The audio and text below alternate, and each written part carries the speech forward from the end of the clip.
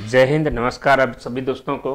तो प्यारे बच्चों, जैसे आप लोगों को मैंने एसएससी जीडी का जो प्रीवियस ईयर करा रहा था, जिसमें सबसे पहले चीज़ तो ये बात मैं बता दूं कि इसमें 200 क्वेश्चंस मैं आप लोगों को दे चुका हूं। कहां पे दिया हूं? आपको एकेसा ऐप पे डाउनलोड आप कर लेंगे। एकेसा ऐप को डाउनलोड करने के बाद वो फ्री में पीडीएफ वहाँ पर अपलोड कर दिया गया है, ठीक है। और टेलीग्राम पे भी मैं उस कुछ शेयर कर दिया हूँ। तो उन 200 क्वेश्चनों में से मैं आपको प्रत्येक वहाँ पर 25-25 सेट का क्वेश्चन मैं करा रहा था, लेकिन कल रात में मैंने मात्र 8 क्वेश्चन ही कराया था, उसमें 17 क्वेश्चन बाकी थे। आज हम उन सभी 17 क्वेश्चंस को कंप्लीट करेंगे। क्लास स्टार्ट करने के पहले आप सभी बच्चे को मैं बता देना चाहूँगा कि जो भी स्टूडेंट हमें अनअकैडमी पे फॉलो करना चाहते हैं, आप हमें फॉलो कर सकते हैं, ठीक है। अनअकैडमी पे मेरा प्रोफाइल नेम जो है, अनअकैडमी पे मेरा प्रोफाइल नेम जो है बच्चों, वह अनिल कुमार के नाम से है, अनिल कुमार शाह के नाम से है, ठीक है। आप वहाँ पे अनअकैडमी लर्निंग ऐप को डाउनलोड करके आप क्या कर सकते हैं, मुझे फॉलो कर सकते हैं। और एक अच्छी खबर मैं बता देना चाहता हूँ कि जो भी स्टूडेंट आप अनअकैडमी एसएससी का बैच लेना चाहते हैं, तो ये सभी बैचेज यहाँ पर 10 नवंबर से स्टार्ट है। ये 10 नवंबर से स्टार्ट है। इसमें आपको अगर कोई भी बैच अगर आप लेंगे, अगर आपको वहाँ पर कोड मांगेगा तो आप हमारा कोड डाल दीजिएगा, अनिल कुमार स्पेस 7488, ठीक है। आप इस कोड को, हाँ, आप इस कोड को क्या करेंगे कि इस कोड को वहाँ पर डालेंगे तो आपको 10% वैसे भी डिस्काउंट मिल जाएगा, ठीक है। देखिए यहाँ पे ये 10 नवंबर से ये foundation batch of SSC CPO के लिए है, ठीक है। अग्नि बैच बाय प्रतियोगिता मंत्रा, ये भी यहाँ पर बैच आप देख सकते हैं। टीम ऑल स्टार्स, ये भी देख सकते हैं। सफलता बैच, ये भी यहाँ पर सभी बैचेज हैं। Lakshya SSC CPO, CAT Brahmashastra batch, all government exams, complete batch of general study, जो सभी वहाँ पर एग्जाम्स के लिए। ये देखिए, ask your doubt by Unacademy. अगर आपका कोई भी अगर डाउट होता है तो आप वहाँ पर अनअकैडमी से क्या कर सकते हैं, पूछ सकते हैं। विद वीडियो सॉल्यूशंस आपको यहाँ पर मिलेगा, ठीक है। ये देखिए ऑफर्स ऑफ एसएससी, ये एसएससी का ऑफर्स है। इस चीज़ को एकदम ध्यान से देख लीजिएगा। जो एसएससी एग्जाम्स हैं उनके लिए, जो एसएससी एग्जाम से रिन्यूअल कराना चाह रहे हैं उनके लिए, एसएससी प्लस बैंक है उनके लिए, SSC bank plus railway plus RBI, इन सभी के लिए, इन सभी चीज़ों पर। तो दोस्तों, हम कल जो क्वेश्चन आप लोगों का कराए थे, क्वेश्चंस कहाँ तक हो गया था, तो क्वेश्चन शायद हम 8 नंबर तक क्वेश्चंस करा दिए थे। ये क्वेश्चन शायद कल हमने करा दिया था। क्वेश्चन नंबर 9 से आज मैं कराने जा रहा हूँ। क्वेश्चन नंबर 9 यहाँ पर क्या कहता है, ध्यान से देखिएगा कि क्वेश्चन नंबर 9 यहाँ पर कहता है,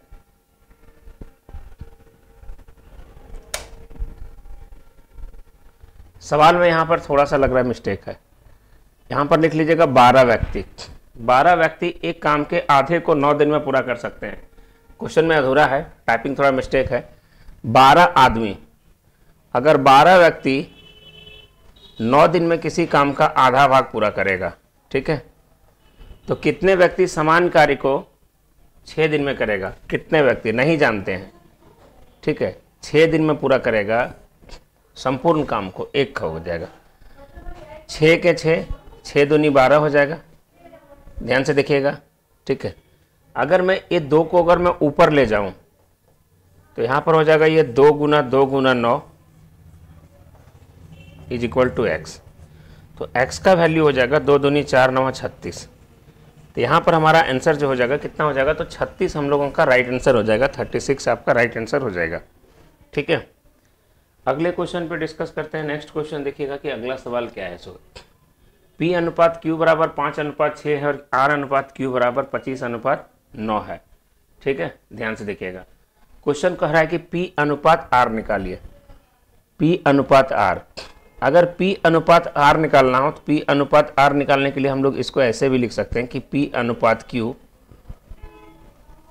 गुने Q अनुपात R, हम ऐसे भी लिख सकते हैं। तो P अनुपात Q का वैल्यू अगर देखेंगे तो हो जाएगा 5:6 और Q अनुपात R, तो Q हो जाएगा ऊपर में 9 और R हो जाएगा कितना, 25। तो 5 1 5, 5 5 25 हो जाएगा, ठीक है। 3 दूनी 6, 3 तिया 9 हो जाएगा।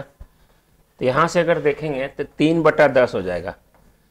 तो अगर किसी ऑप्शन में 3/10 है तो 3/10 आप बोलेंगे सर ऑप्शन नंबर ए में 3/10 है, तो 3/10 आपका राइट आंसर हो जाएगा। तो पी और आर के बीच का जो रेशियो होगा, पी और आर के जो बीच का जो रेशियो होगा वो 3:10 होगा। कितना होगा? पी और आर के बीच का जो रेशियो होगा वो 3:10 होगा।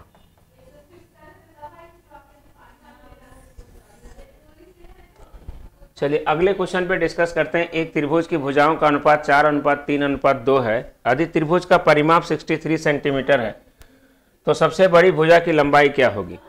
अगर किसी भी ट्रायंगल के 3 साइड दिए गए हैं, ये 3 साइड अगर दिए गए हैं, एक साइड का लेंथ अगर 4x है, दूसरे साइड का लेंथ अगर 3x है, तीसरे साइड का लेंथ अगर 2x है, अगर तीनों साइड के लेंथ को अगर जोड़ दें तो 4 और 3 और वहाँ पर कितना हो जाएगा 7 to 9 और 9x बराबर वैल्यू यहाँ पर हो जाएगा कि sir 9x is equal to question में 63 है।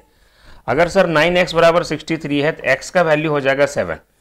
जब x का वैल्यू 7 हो जाएगा, सवाल में कहता है कि लार्जेस्ट वहाँ पर जो साइड होगा उसकी लंबाई क्या हो जाएगा? तो लार्जेस्ट यहाँ पर हो जाएगा 4x। और अगर 4x का वैल्यू निकालना तो 4 × 7, तो 4 × 7 तो इसका यहाँ पर वैल्यू हो जाएगा 28 सेंटीमीटर। तो क्या आंसर हो जाएगा दोस्तों? 28 सेंटीमीटर। ठीक है, 28 सेंटीमीटर। आप लोग परेशान मत होइएगा, मैंने पहले भी बताया था कि रिकॉर्डेड मिलेगा लेकिन टेंशन नहीं लेना, क्लास आपको जरूर मिलेगा। ठीक है, क्लास सभी आपको जरूर मिलेंगे, ये बात ध्यान रखना है। चलिए अगले क्वेश्चन पे डिस्कस करते हैं बच्चों। दो संख्याओं 16 और 20 के महत्तम समापवर्तक और लघुत्तम समापवर्तक का अनुपात क्या है? ठीक है, दो नंबर है, एक नंबर है 16 और एक दूसरा नंबर है 20। इनका सवाल में ये चीज कहता है कि महत्तम समापवर्तक और लघुत्तम समापवर्तक का अनुपात क्या होगा, मतलब HCF और LCM के बीच का अनुपात क्या होगा? HCF और LCM के बीच का अनुपात क्या होगा? HCF क्या होता है कि वह सबसे लार्जेस्ट नंबर जिनसे वहां पर पूरा कट जाए बड़ा से बड़ा, तो 16 से 20 नहीं कटेगा, 16 का दूसरा गुणनखंड होगा 8, 8 से भी 20 नहीं कटेगा 4। HCF स्पष्ट है 4 और 16 और 20 इसका LCM हो जाएगा कितना? 80। इसको अगर हम कट करेंगे तो ये अनुसार हो जाएगा यहाँ पर 1:20। तो ये 1:20 कहीं पर है तो ये 1:20 आपका राइट आंसर आ जाएगा। ठीक है, अगले क्वेश्चन पे डिस्कस करते हैं। नेक्स्ट क्वेश्चन देखिएगा, सवाल नंबर क्या है? सवाल नंबर 13 है, फटाफट देखिएगा। क्वेश्चन यहाँ पर यह है कि नीचे दिए गए बार चार्ट में 7 क्रमागत वर्ष y1, y2, y3, y4, y5, y6 तथा y7 के लिए व्यय में राजस्व के अनुपात को दर्शाया गया है। लाभ की प्रतिशत किस वर्ष के लिए सबसे अधिक न्यूनतम होगा? सबसे वहां पर किस साल कम वहां पर लाभ होगा, ये आपको बताना है। ठीक है, ये आपको ध्यान देना है। यहां पर हम एक बात बोलें कि अगर देखेंगे कि यार ये है राजस्व, तो यहां पर प्रॉफिट अगर देखेंगे 20, यहां पर प्रॉफिट 25, यहां पर प्रॉफिट 16, यहां पर प्रॉफिट 10, यहां पर प्रॉफिट 30, यहां पर प्रॉफिट 25 और यहां पर प्रॉफिट अगर देखेंगे तो 0.4।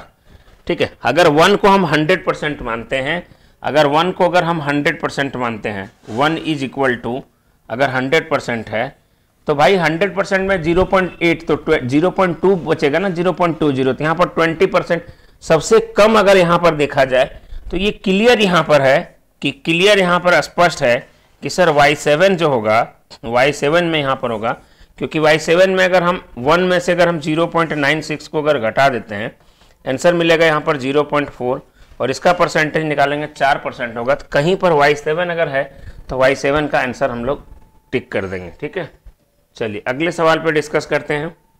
एक वस्तु का अंकित मूल्य उसके क्रय मूल्य से 60% अधिक है। यदि वस्तु को 20% के लाभ पर बेचा गया तो छूट प्रतिशत क्या होगा? एक वस्तु का अंकित मूल्य उसके क्रय मूल्य से 60% अधिक है। अंकित मूल्य, क्रय मूल्य यहां पर यह है और यह है उसका अंकित मूल्य। ठीक है, अगर क्रय मूल्य अगर 100 है तो 100 से अगर ये 60% अगर अधिक होगा तो ये 160 हो जाएगा। यदि वस्तु को 20% के लाभ पर बेचा गया है, अगर सवाल में ये कह रहा है कि अगर 20% अगर लाभ पर अगर बेचा गया होगा, कि कोई भी आदमी अगर 100 में खरीदेगा 20 पर लाभ पर बेचेगा तो 120 में बेचेगा। अगर वो 120 में बेचेगा और उसका वहां पर मतलब ये क्या है, मार्केट प्राइस 160 है, तो जाहिर सी बात है यहाँ से डिस्काउंट उसको मिला होगा, तो डिस्काउंट कितने मिला होगा, तो डिस्काउंट मिला होगा उसको 40 रुपये का। अब डिस्काउंट परसेंट निकालना है, तो डिस्काउंट परसेंट बराबर होता है डिस्काउंट बटे मार्केट प्राइस इंटू 100। 40 से इसको काटेंगे 4 और 4 से जब इसको काटेंगे तो ये हमारा आंसर आ जाएगा 25%। ये 25% आपका राइट आंसर आ जाएगा। ठीक है, अगले क्वेश्चन पे डिस्कस करते हैं। नेक्स्ट सवाल देखिएगा। ठीक है, नीचे दिया गया पाई चार्ट कार बनाने में 7 विभिन्न प्रक्रियाओं J1, J2, J3, J4, J5, J6 तथा J7 में लगाने वाले समय को कार बनने में लगने वाले कुल समय के प्रतिशत के रूप में दर्शाया है। एक कार बनने में कुल 1200 घंटे लगते हैं। तो J2 तथा J5, J2 देखिए J2 कहाँ है, J2 यहाँ पर है 18% और J5 कहाँ है, तो J5 है 12%। 18% और 12% अगर दोनों को अगर मिला देंगे कि सर 18% और 12% हो जाएगा तो 30% हो जाएगा। हम बोलेंगे 1200 का 30% कितना होगा, तो 1200 का 30% आप बोलेंगे सर 1200 का 30% 360 हो जाएगा। 1200 का 30% कितना हो जाएगा, 360। ये आंसर हो जाएगा 360। नेक्स्ट क्वेश्चन देखिएगा। एक लंबवृत्तीय शंकु का आयतन वहां पर कितना है, 1200। देखिए लंबवृत्तीय शंकु ये हो गया, इसका आयतन का फॉर्मूला होता है 1/3 πr²h और ये बराबर क्वेश्चन में देके रखा है 1232। प्यारे दोस्तों यहां से अगर देखेंगे तो ये 1/3 हो जाएगा, 22 का वैल्यू हो जाएगा 22/7। रेडियस का होल स्क्वायर, हाइट दिया गया 24 बराबर 1232। यहां से हम r का वैल्यू अगर हम निकाल लेंगे, ठीक है, यहां से r का वैल्यू निकाल लेंगे तो r² बराबर, ध्यान से देखिएगा कि r² बराबर जो हो जाएगा वो 1232, 3 सत्ते हो जाएगा 21, नीचे डिवाइड करेंगे तो 22 × 24,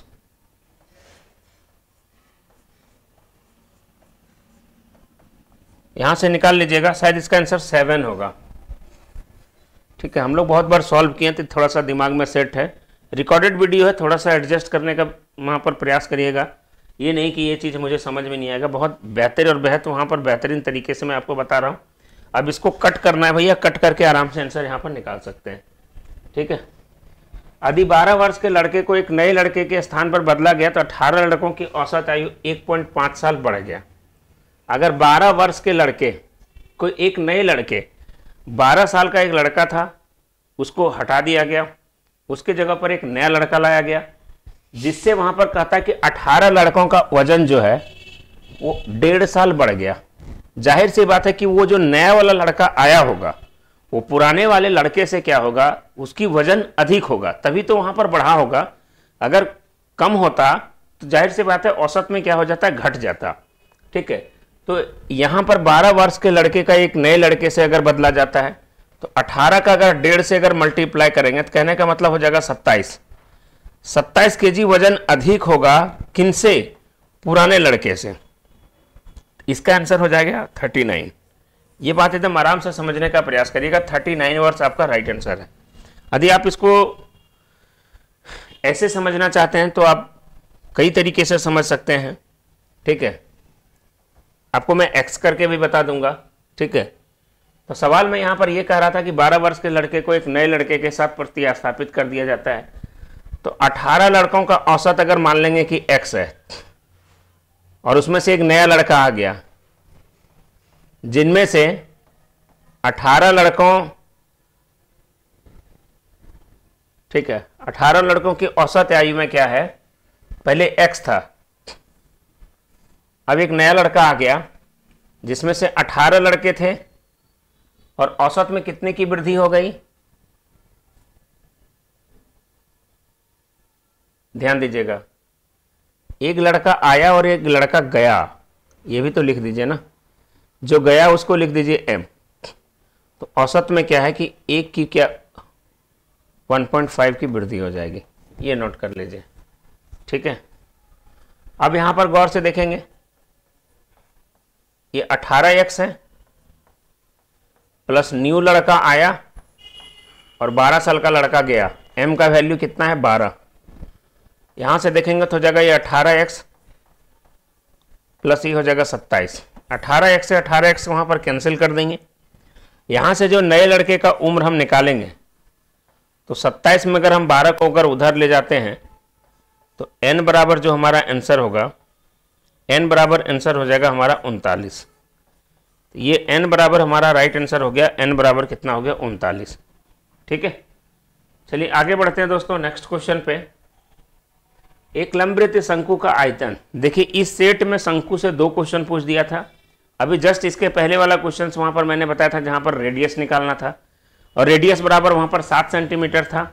अब इस क्वेश्चन को देखिए कि इस शंकु का आयतन जो दिया गया वो 2464 वहां पर लिख रहा है। इसका आयतन का फॉर्मूला क्या होता है? तो आयतन का फॉर्मूला होता है 1/3 πr²h और इतना बराबर में क्वेश्चन में देके रखा है 2464। अगर गौर से देखेंगे तो ये हो जाएगा 1/3, पाई का वैल्यू 22/7, r² का r², हाइट का वैल्यू वहां पर है 12 इज इक्वल टू 2464। अभी जस्ट इसके बारे में मैंने बताया था कि यहां से भी अगर हम r का अगर वैल्यू निकालते हैं, ठीक है, गौर से देखिएगा, यहां से भी अगर r का वैल्यू निकालते हैं तो आप आराम से निकाल सकते हैं, क्योंकि r² बराबर जो हो जाएगा, r² बराबर जो हो जाएगा 2464, 7 या 21 भागा 24 गुने 12,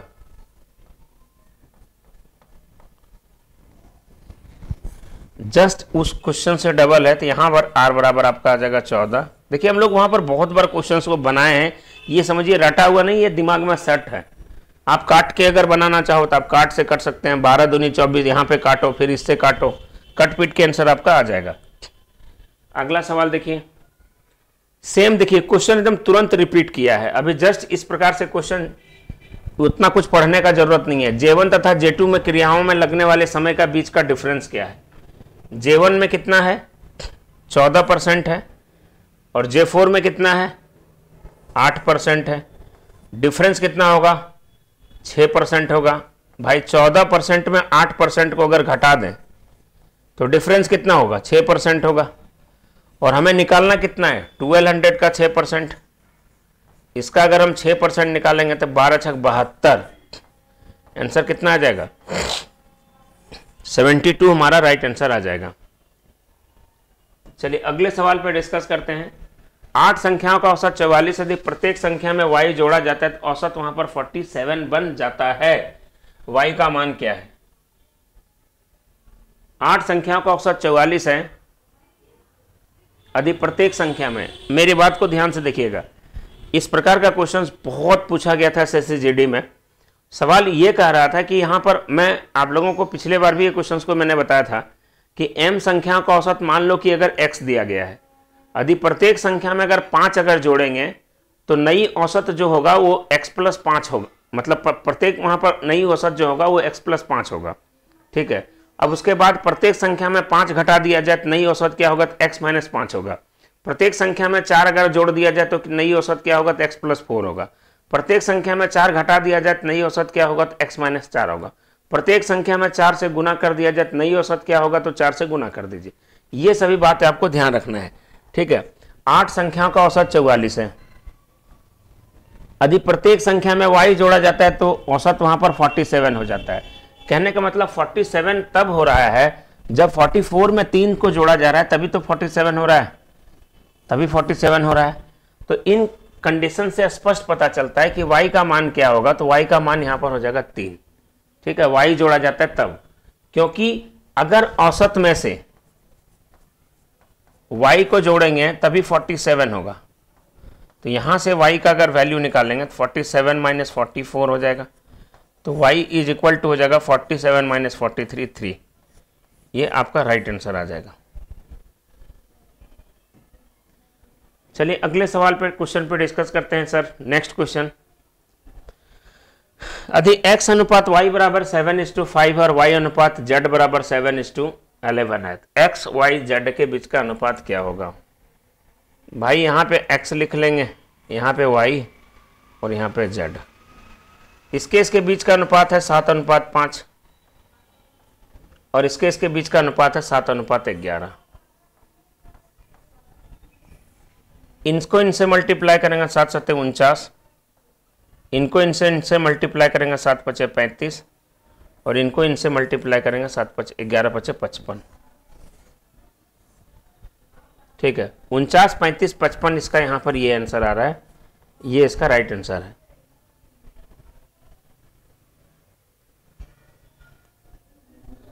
अगले सवाल, एक कमरे की लंबाई, चौड़ाई तथा ऊंचाई इतना है, उस कमरे में रखी जा सकने वाली सबसे बड़ी छड़। कल भी मैं इस टाइप के क्वेश्चंस को बताया था कि घनाभ है ये, घनाभ में सबसे बड़ी भुजा जो होती है उसका विकर्ण होता है। ठीक है, उसका विकर्ण होता है और लंबाई, चौड़ाई, ऊंचाई अगर दिया गया तो इसका विकर्ण निकालना है। डी बराबर जो हो जाएगा वो √L² plus B² plus H² हो जाएगा। कहने का मतलब डी का अगर वैल्यू निकालना है,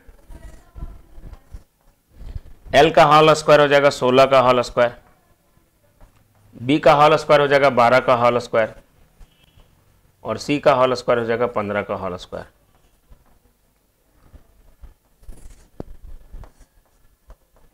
सोलह का होल स्क्वायर 256, 14 का होल स्क्वायर 144,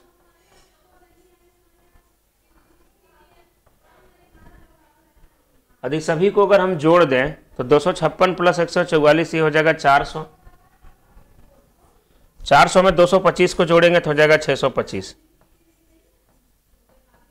तो यहां पर अगर 625 है तो 625 का अगर वर्गमूल निकालेंगे तो 625 का वर्गमूल जो हो जाएगा तो यहां पर आंसर कितना आएगा, 25 मीटर है। तो ये 25 मीटर आपका राइट आंसर हो जाएगा। ठीक है, चलिए अगले क्वेश्चन पे डिस्कस करते हैं। नेक्स्ट सवाल, सर नेक्स्ट क्वेश्चन वहां पर देखते हैं। सवाल को यहां पर ध्यान से देखिएगा। एक कार 48 किलोमीटर प्रति घंटे की गति से एक निश्चित दूरी को 14 घंटे में कवर करती है। वह 84 किलोमीटर प्रति घंटे की गति से समान दूरी को कवर करने में कितना समय लेगी? क्वेश्चन में यह कह रहा है कि अगर कोई कार है जो 48 किलोमीटर पर आवर से वहां पर चल रहा है और 14 घंटे में तय करती है, डिस्टेंस दोनों कंडीशंस में बराबर होगा। जब 48 किलोमीटर प्रति घंटे से जाएगा तो यहां पर 14 घंटे लगेगा, और जब वो वहां पर 84 किलोमीटर से जाएगा तो क्या है कि उसका क्या है कि 84 किलोमीटर प्रति घंटे की गति से जाएगा, कितना समय लगेगा? टाइम हमें नहीं पता है। 14 छक 84 हो जाएगा। 6 से अगर हम 48 को काटेंगे 8 कहीं पर ऑप्शन में, ऑप्शन नंबर ए आपका, ऑप्शन नंबर ए आपका राइट आंसर हो जाएगा। तो ऑप्शन नंबर ए 8 घंटा आपका राइट आंसर है। चलिए अगले सवाल पर डिस्कस करते हैं। रमेश 75 वस्तुएं में से 10,800 की खरीदता है तथा उनको 5 वस्तुओं के विक्रय मूल्य के बराबर बेच देता है। प्यारे दोस्तों, इस बात को ध्यान से समझने का प्रयास करिएगा कि रमेश 75 वस्तुओं में से 10,800 में खरीदता है और उन्हें 5 वस्तुओं के विक्रय मूल्य के बराबर लॉस पर अगर बेच देता है तो वस्तु का विक्रय मूल्य क्या होगा? जब भी इस प्रकार से क्वेश्चंस अगर आपके सामने आता हो और अगर उसको वहां पर लॉस के बराबर में अगर बेचता है तो एक वस्तु का विक्रय मूल्य क्या है?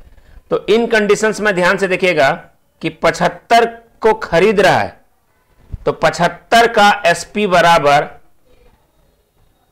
75 का विक्रय मूल्य बराबर 5 वस्तुओं के विक्रय मूल्य के बराबर उसको हानि होता है। अगर 5 के बराबर में हानि होगा तो यहां पर लिख सकते हैं 80 का क्रय मूल्य। और जब 80 का क्रय मूल्य यहां पर हम लोग लिखेंगे कि सर 80 का क्रय मूल्य जो है वो 10,800 है। अगर 80 का सीपी इज इक्वल टू अगर यहां पर 10,800 है और वहां पर 1 का पूछ रहा है, ठीक है, 80 एकदम आराम से देखिएगा। अब इसको आराम से काट सकते हैं बच्चों। 10 से 10 कैंसिल। 8 से अगर हम इसको कट करेंगे 8 1 जा 8 बचेगा 2, 28 होगा। 8 3 जा 24, फिर 5, आंसर आ गया 135। ये आंसर हो जाएगा कितना? 135। ये आंसर कितना हो जाएगा बच्चों? 135। ये 135 आपका राइट आंसर हो जाएगा। क्लियर है? किन्हीं भी बच्चे को अगर कोई भी दिक्कत हो तो आप लोग वहां पर बताइएगा। रिकॉर्डेड क्लासेस कैसा लग रहा है ये भी आप लोग प्लीज जरूर बताइएगा। ठीक है, लाइट थोड़ा कम रखा हूं, आगे से लाइट में थोड़ा कम जलाया हूं। तो ये देखिए आपका 24 क्वेश्चंस खत्म, लास्ट क्वेश्चन बचा है ना। ये 24 क्वेश्चन ही दिया था क्या इसमें?